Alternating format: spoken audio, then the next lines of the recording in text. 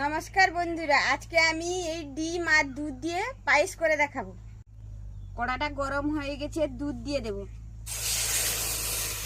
দুধের মধ্যে চিনি দিয়ে দেব।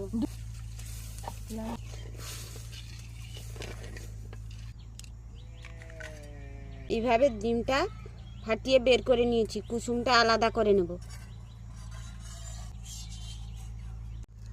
দুধটা ফুটে ঘন হয়ে এসছে। এই ফুটন্ত দুধের মধ্যে ডিমের কুসুমটা আলাদা করে নিয়েছি, সাদা অংশটা এই চামচে কম কম করে এইভাবে দিয়ে দেব।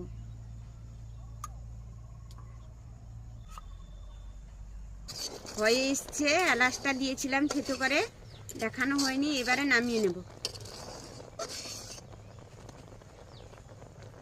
দেখুন বন্ধুরা, ওপর দিয়ে কাজু কিশমিশ চেরি দিয়েছি, কেমন হয়েছে।